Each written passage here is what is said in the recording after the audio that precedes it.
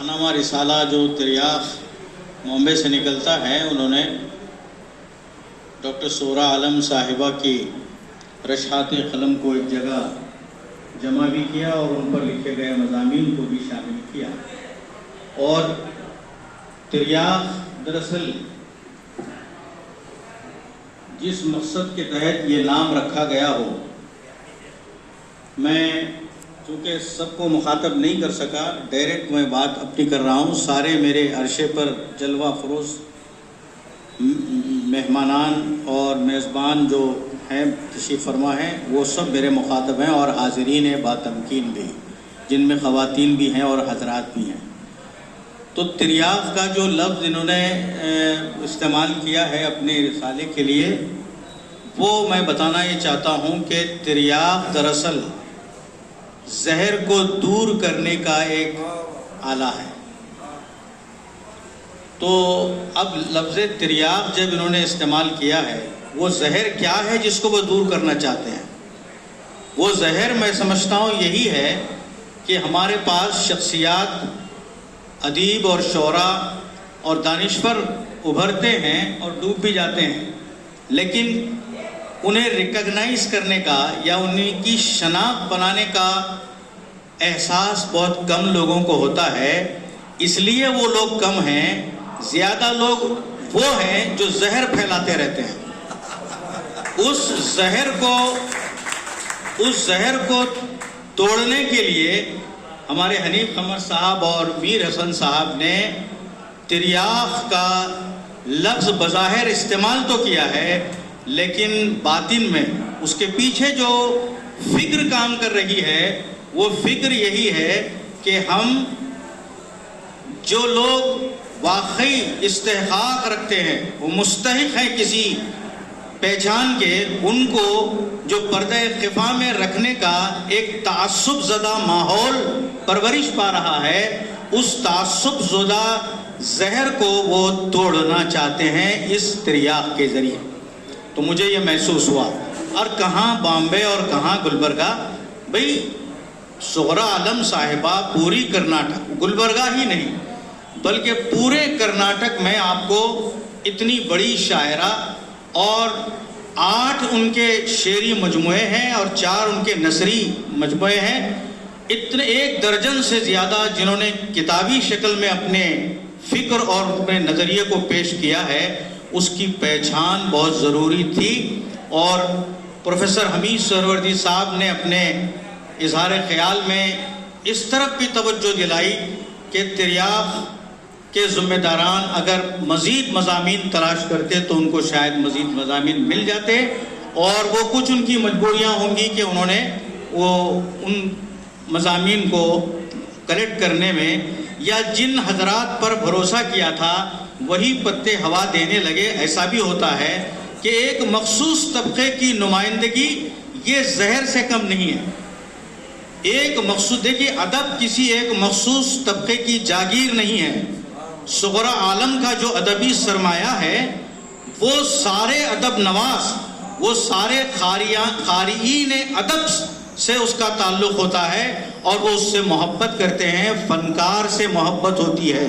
فن سے محبت ہوتی ہے۔ منظور وقار یہاں تشریف فرما ہے، آج پورے ہندوستان میں ان کا فن کی جو ہے چرچے ہو رہے ہیں۔ وجہ اس کی کیا ہے؟ وجہ اس کی یہی ہے کہ منظور وقار بھی اپنے رویوں سے اور اپنے کیریکٹر سے وہ سبھی سے محبت کرتے ہیں، اور محبت کرنے کا وہ رویہ بھی پیش کرتے ہیں، اور اس کی ادویہ بھی پیش کرتے ہیں، اور ہنستے ہنستے بہت ساری باتیں کہے جاتے ہیں۔ تو سغرا عالم صاحبہ کا جو فن ہے، وہ فن صرف شاعری پر منحصر نہیں ہے، بلکہ ان کی شاعری کس بلندی پر ہے اسے دیکھنا بھی ضروری ہے۔ اور پروفیسر حمید سہروردی صاحب نے بڑے بہترین انداز میں ان کے شعری فن کو اور شعری مزاج کو پیش کرنے کی مختصر وقت میں کوشش کی یہاں پر، کہ سغرا عالم صاحبہ کسی تحریک یا کسی رجحان سے متاثر نہیں ہے۔ بالکل صحیح ہے۔ میرا بھی یہ خیال ہے کہ جو مقامی فنکار کی بات میں نہیں کرتا ہوں، جو آفاقیت شعار ہے اور پورے آفاق پر پھیلا ہوا ہے، وہ فنکار کبھی رجحان یا کبھی کسی تحریک سے وابستہ نہیں ہوتا۔ یہ الگ بات ہے کہ کسی رجحان سے یا کسی تحریک سے ان کے خیالات یا ان کے اظہارات ملتے ہوں، نظمیہ ہو کہ نثریہ، لیکن وہ پروفیسر حمید سہروردی خود یہاں موجود ہیں، اکرام باغ ہمارے یہاں سے رخصت ہو چکے ہیں، یہ دو ایسے بڑے فنکار ہیں، شاعری میں صغرا عالم ایسی بڑی فنکارہ ہیں کہ یہ تینوں کے بارے میں اور دوسرے بھی احباب آ سکتے ہیں، لیکن میں ان تمام پر بحث کرنے کے بجائے زیر بحث جو فنکار ہے یا فنکارہ ہے، میں ان کے بارے میں عرض کرنا چاہوں گا کہ وہ کسی تحریک یا کسی رجحان سے شہد کی مکھی کی طرح پھنستے نظر نہیں آتے، بلکہ مصری کا مزہ لے کر اڑتے ہوئے نظر آتے۔ تو اس طرح جو فنکار ہوتا ہے، بڑا فنکار، اس کو کسی تحریک اور کسی رجحان میں باندھا نہیں جا سکتا۔ وہ اپنی شناخت اپنی خلاقیت کی وجہ سے باقی رکھتا ہے۔ یہ تحریکیں اور رجحانات یہ مخلوق کی بنائی ہوئی ہوتی ہیں، مخلوق کی پیش کردہ ہوتی ہیں، لیکن ایک اوریجنل فنکار جو ہوتا ہے وہ خالق کا عطا کردہ ہوتا ہے۔ تو خالق کے عطا کردہ جو فنکار ہوتا ہے وہ بڑا ہوتا ہے یا تحریک رجحان بڑی ہوتی ہے؟ اس لیے بڑے فنکار کو تحریکات میں اور رجحانات میں باندھا نہیں جا سکتا۔ یہ الگ بات ہے کہ تحریک اور رجحان کا احساس شاعر سے، ادیب سے، افسانہ نگار سے، ناول نگار سے ہو سکتا ہے، لیکن اس کو یہ نہیں کہنا چاہیے کہ جو بڑا فنکار ہے، جو اپنی منفرد پہچان رکھتا ہے، وہ کسی تحریک سے وابستہ ہے یا وہ کسی رجحان کا پروردہ ہے۔ ایسی کوئی بات نہیں ہے۔ فنکار تو اپنی جگہ کسی جگہ بھی بنا سکتا ہے۔ تو ابھی بہت سارے مقررین نے ڈاکٹر صغرا عالم صاحبہ کے بارے میں اپنے مضامین کے ذریعے اظہار خیال کیا ہے، آپ سن چکے ہیں،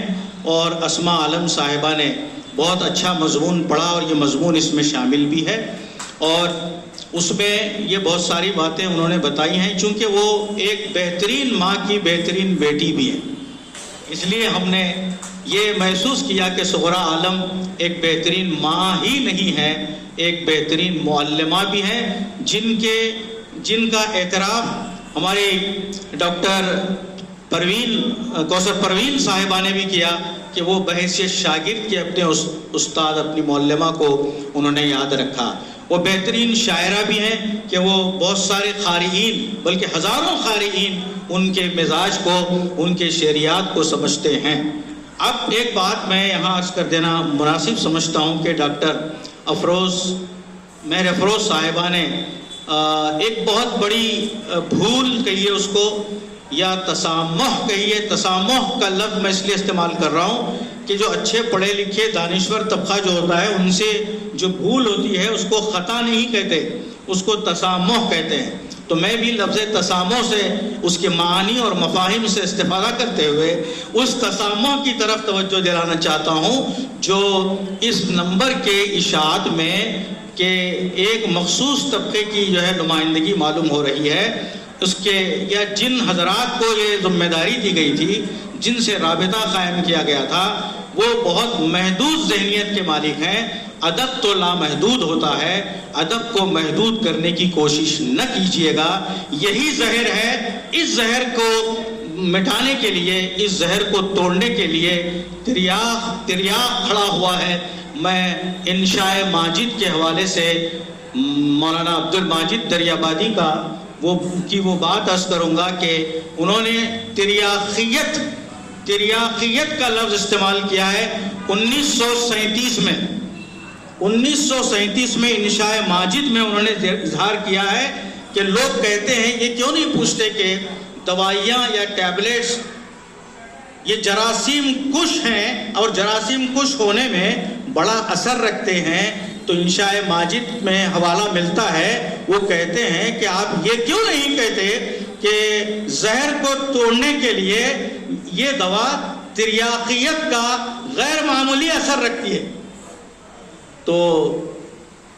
صاحبان تریاق یہاں جلوہ افروز ہیں. میں